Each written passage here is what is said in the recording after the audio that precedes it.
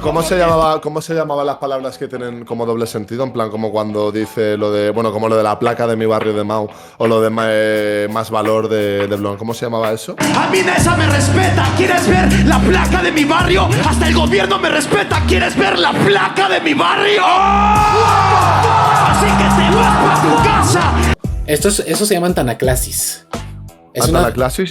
Es una figura también de repetición, donde se usa el valor polisémico. O sea, por ejemplo, en este caso con la de Ron, tú también Harry Potter porque eres adicto al Ron. Eso es Ron Weasley y Ron el alcohol. Tú también Harry Potter eres un adicto al Ron. Yo soy el concreto, la mejor construcción. Última. Como solamente es una palabra en un enunciado, en una frase, y esa palabra le da un doble sentido, entonces estamos hablando de una dilogía, que es la que te dilogía, eso es a lo que me refería. Pero esa no necesita la repetición. La dilogía solamente es un doble sentido sobre una frase o enunciado. En este caso, Ron es la que te genera la dilogía. Lo que hace con concreto se llama antanaclasis. Vale. Esa lo que requiere es una figura de repetición. Es como la anáfora, que es de repetición, pero la anáfora es para captar la atención del espectador. Y la antanaclasis es una figura que con la repetición te da una definición diferente de la palabra. Por ejemplo, mencionabas ahorita la placa de mi barrio. Exacto. Hay placa, el placazo de barrio, luego repite, pero le da otro sentido a la palabra, que es la placa, literal, la que le pusieron en esa. Entonces es una figura de repetición que cada que se repite tiene un significado diferente. Aquí, por ejemplo, a nivel como lo valoro yo como juez, por ejemplo, lo primero que me viene a la cabeza cuando veo lo de la placa de mi barrio, que me parece que al final es un recurso lingüístico muy válido y de la manera que lo expones tú todavía tiene más peso. Yo, por ejemplo, lo que sí que veo es que a nivel de proceso mental no requiere un esfuerzo grande como, por ejemplo, trazar unas 4 barras con sentido y con una terminación diferente, ¿no? O sea, al final es un poco más a la vieja usanza, pero es como cuando dice Blon, yo soy Neville Longbottom, el de más valor. Pues no sé qué, no sé cuánto, soy la Snitch, la de más valor.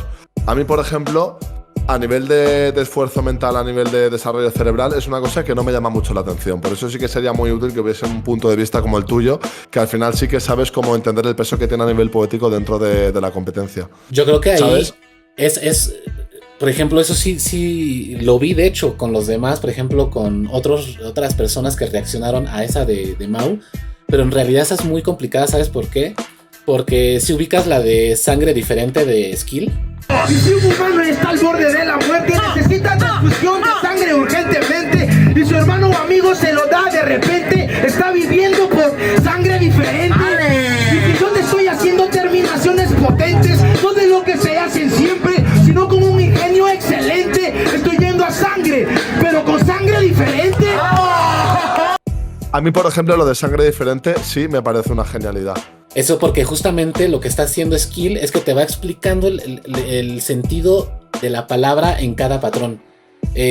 No sé, un perro viene, te muerde, es una sangre diferente. Necesitas transfusión. Claro, es un tipo de sangre por la mordida. Claro, transfusión de sangre diferente. O sea, justamente tuvimos esta conversación, Capo, Blon y yo. A Capo no le gustaba nada y a Blon y a mí nos flipaba lo de sangre diferente. ¿Y qué crees que...? Porque es increíble, es increíble. Lo de Adán también es sangre diferente. O sea, no sé cómo se llamará el recurso, pero creo que si Skill lo hubiese utilizado como una tercera y una cuarta barra, no habría sido tan llamativo como aprovechar esa herramienta lingüística y utilizarla todo durante una propuesta que al final lo hace como de nuevas porque es darle la temática y hacerlo.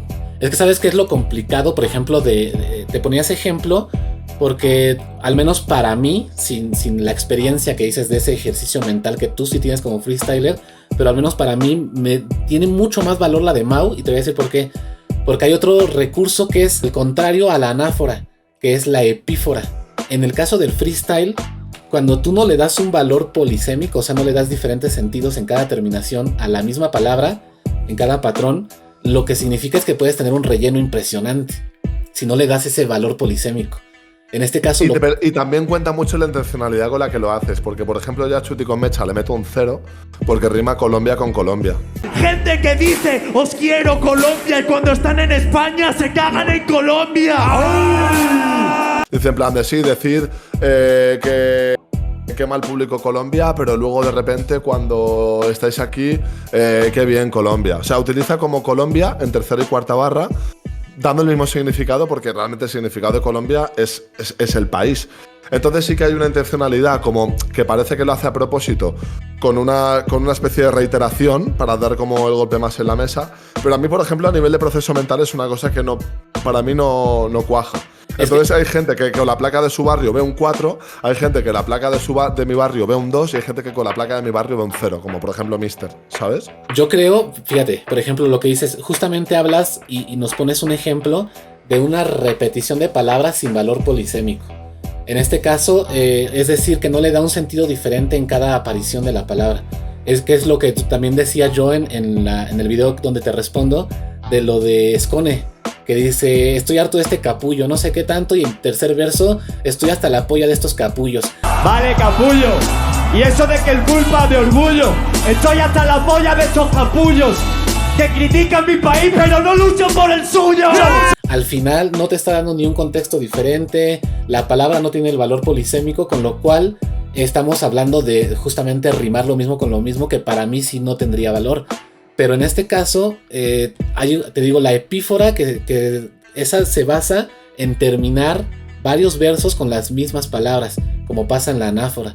Pero la anáfora en freestyle, como figura de construcción, me parece que es relativamente más fácil de usar, porque puedes repetir palabras justamente captando la atención del espectador para después rematar, sabiendo el por qué estás repitiendo y cómo vas a rematar. Pero el terminar lo mismo con lo mismo, y sobre todo algo tan grande como decir, a mí el gobierno me respeta, ¿quieres ver la placa de mi barrio? Hasta en esa, es decir, no solamente tenemos de mi barrio, eso podría ser una epífora, y aún así tenemos Antanaclasis, que diga de mi barrio, y estamos hablando de una zona geográfica y a la vez de un grupo de gente.